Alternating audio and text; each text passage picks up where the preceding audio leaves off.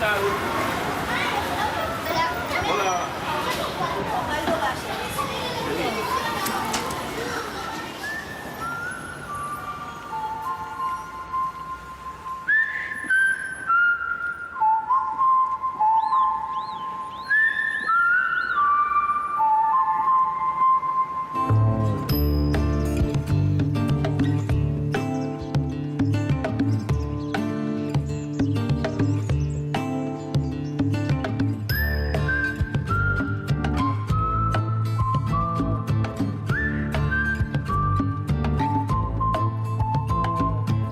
La parte de allá era el colegio de varones y la parte de acá de chicas, porque estaban separados. Y ahora es todo uno solo, pues son mixtos.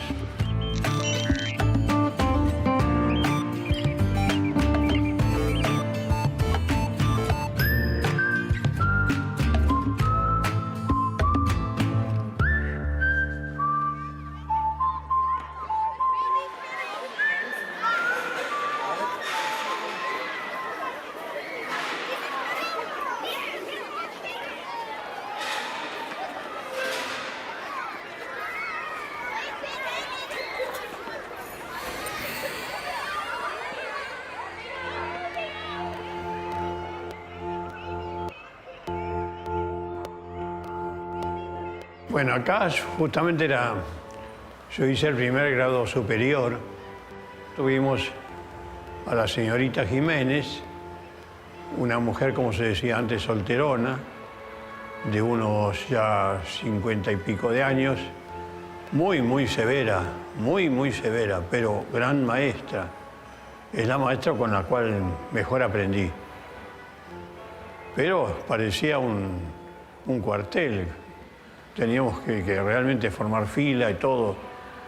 Y no, antes eran todos pupitres, uno al lado del otro, mirando siempre hacia adelante, hacia la maestra. Y no había ningún cartel, ni dibujos, ni nada. Era todo solamente el pizarrón. Todo se hacía nada más que en el pizarrón. Y justo dábamos a la calle. A la calle Echeverría, acá, donde pasaba solamente el tranvía cada un cuarto de hora. ¿Te imaginas? Hace 77 años. Todo ha cambiado.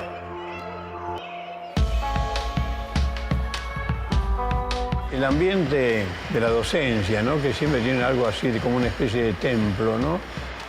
Templo, pero del saber, no del arrodillarse, sino del mirar hacia adelante, ¿no? A mí me gusta mucho en las escuelas.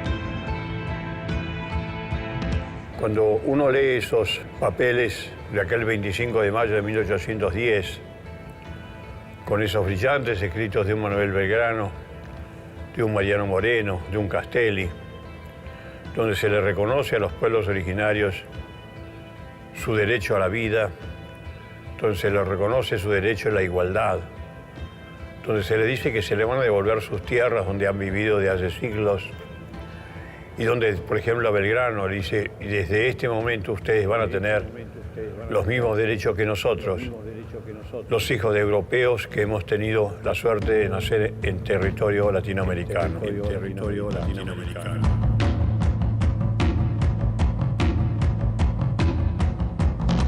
¿Para qué?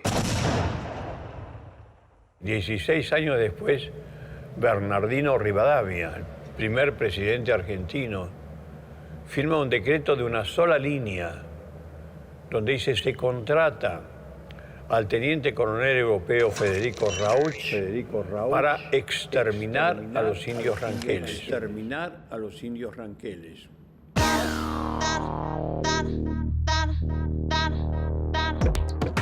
Primer comunicado del coronel Rauch, occidental y cristiano. Dice, hoy para ahorrar balas hemos degollado a 27 ranqueles. Para ahorrar balas, degollado a 27 ranqueles.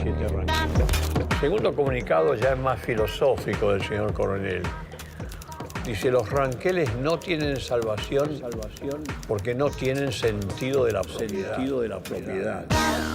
Salvación, propiedad. El tercer comunicado dice, los ranqueles son anarquistas. Ranqueles anarquistas.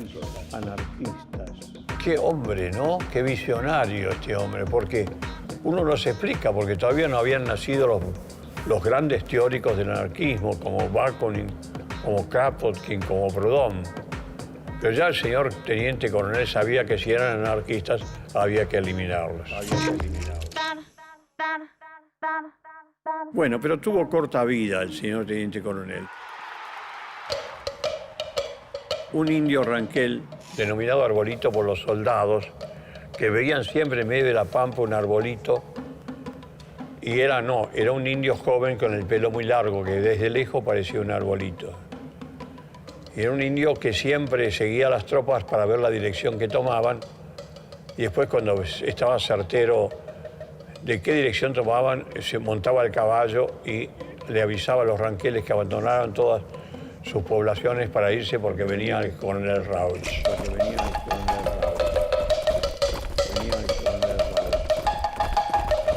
Arbolito.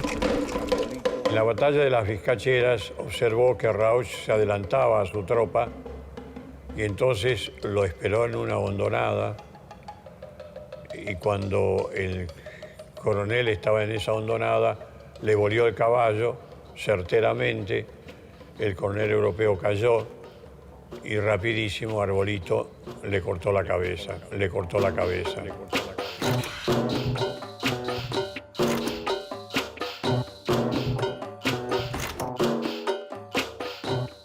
Todos lloraron la muerte del coronel europeo y repudiaron la actitud de Arbolito.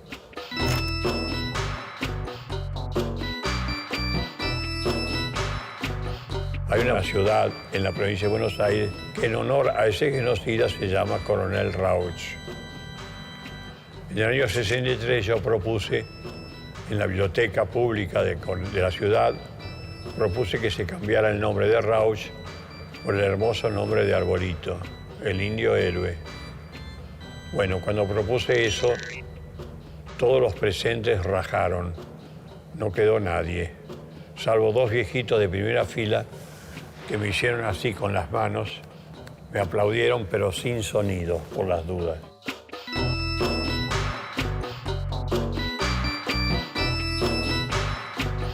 En 1963 estaba la dictadura militar que había derrocado a Frondizi y saqué como si fuera la lotería de Navidad, pero al revés. ¿Quién era el ministro del Interior de la dictadura militar que dominaba el estado de sitio? ¿Quién era? El general Juan Enrique Rauch, bisnieto directo del coronel Rauch.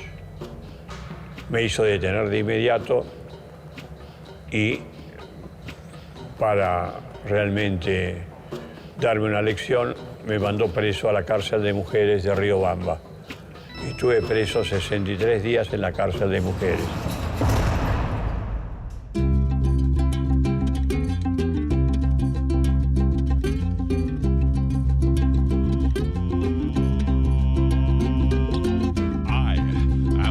Christ, I am an anarchist. I don't know what I want, but I know how to get it. I want to destroy passers-by, cause I wanna be anarchy and no Doug's buddy.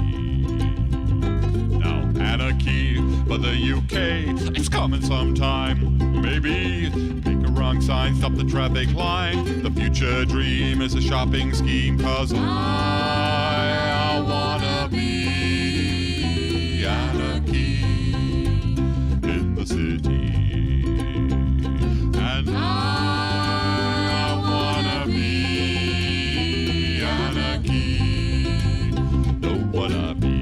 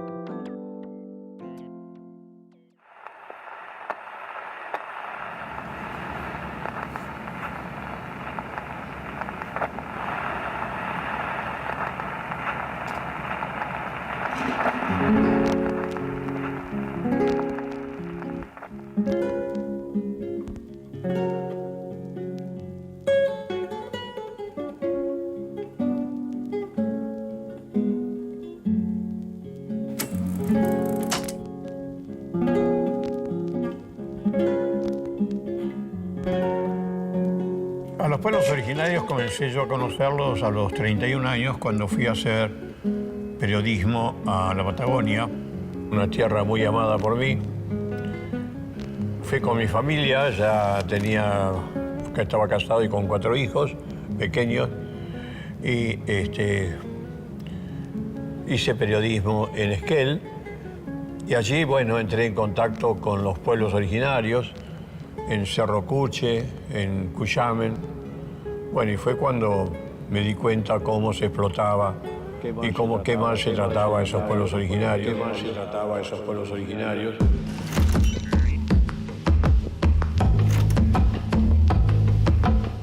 Bueno, me puse a defenderlos y me fue muy mal porque la Gendarmería intervino y me expulsó de Esquel diciendo de que yo iba a crear desasosiegos en la sociedad esquelense. Bueno, me dio mucha pena porque realmente amaba ese paisaje y amaba toda esa forma de vivir tan cercana a la cordillera y de los hermosos lagos. Amaba ese paisaje tan cercana a la cordillera y de los hermosos lagos. Y entonces siempre tuve un afán de estudiar todo lo que ocurrió con los pueblos originarios.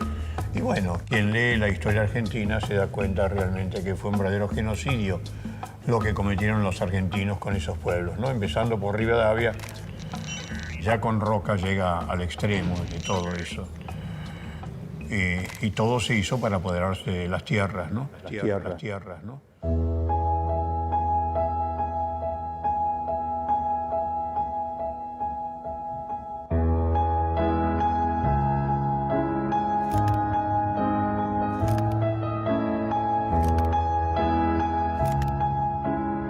Las amplias pampas y allá asomándose los cerros, ¿no?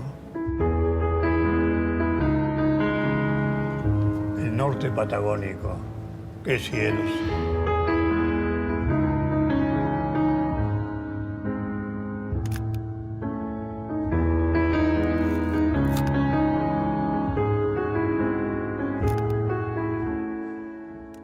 Después del genocidio con los pueblos originarios, bueno, el verdadero enemigo empezó a ser entonces el obrero y la ideología del anarquismo que luchaba por sus derechos cuando llegaron los primeros inmigrantes europeos.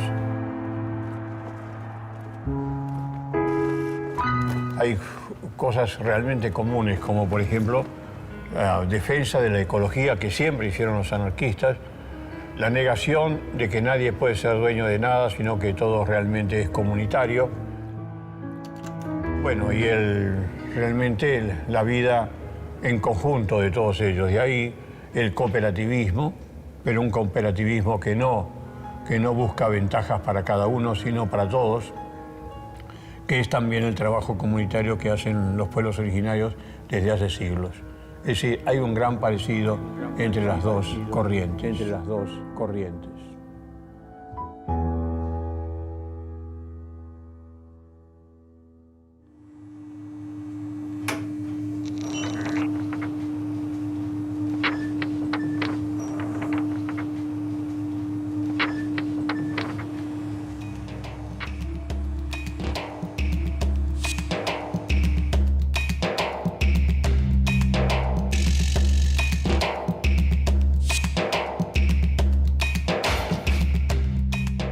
1921, ese año fue tremendo en cuanto a las represiones obreras.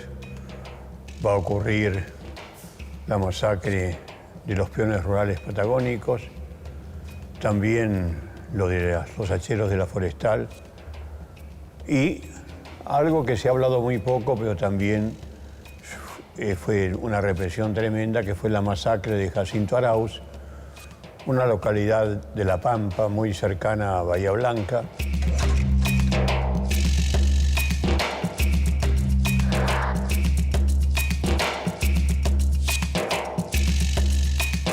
Allí en Jacinto Arauz van a trabajar centenares de peones agrícolas, pero también van a luchar por mejores condiciones de trabajo.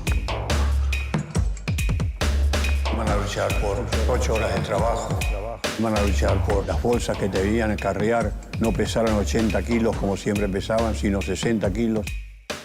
Van a luchar por mejores condiciones de trabajo. Y entonces hacen una huelga en Jacinto Arauz exigiendo eso.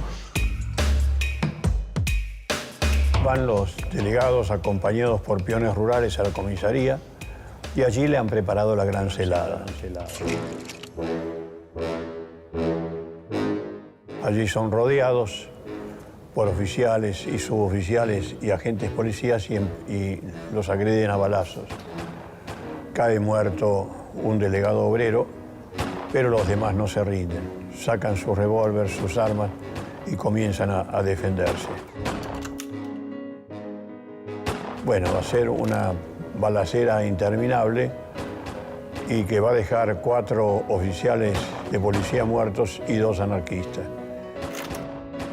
Los demás van a desaparecer de Jacinto Arauz, se retiran de Jacinto Arauz, son perseguidos por la policía, muchos de ellos son apresados, son golpeados ferozmente.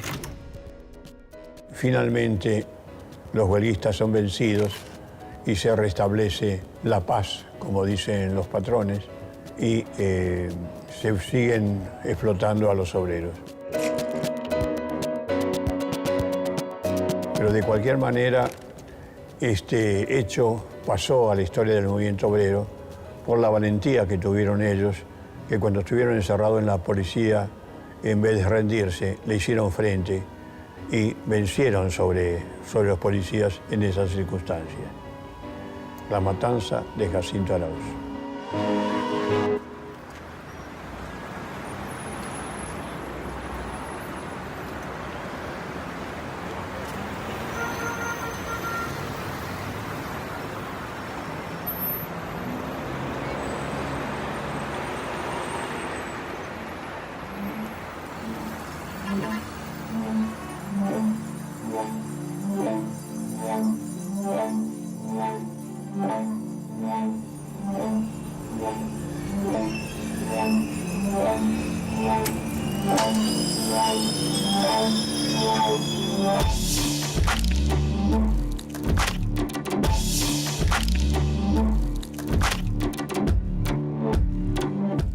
Con Rodolfo Walsh fue realmente muy buena relación.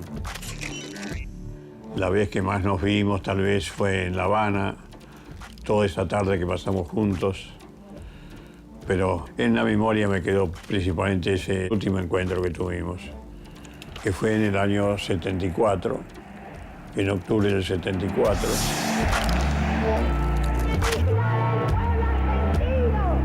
Yo había salido ya en la lista de las 3A.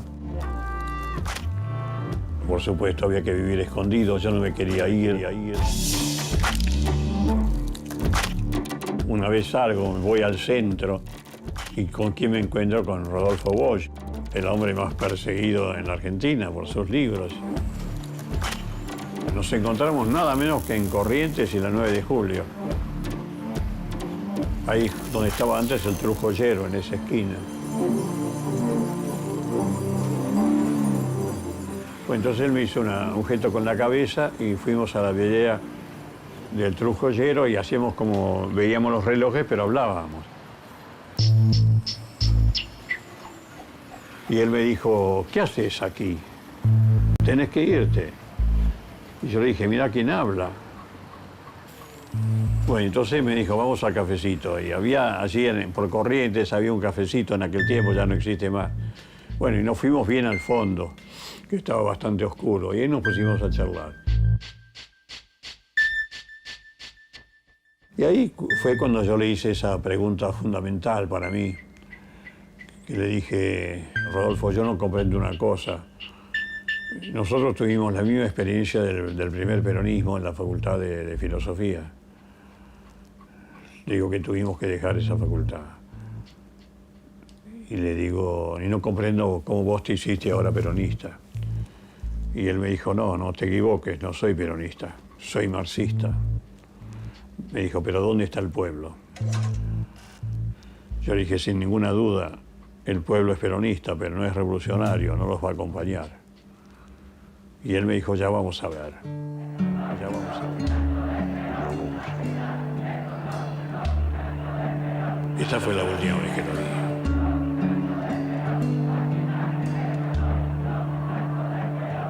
Uno no sabía dónde estaba la solución de todo el problema argentino, de esas dictaduras militares, inmensas dictaduras militares, de este pueblo que no salía a defender a los presidentes que elegía, de estos presidentes electos que cuando había un golpe militar huían.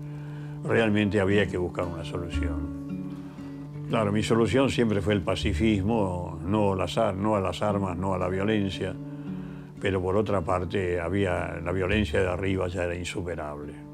Así que comprendí fundamentalmente a toda esa juventud que salió a la calle a combatir y que cayó por sus ideales.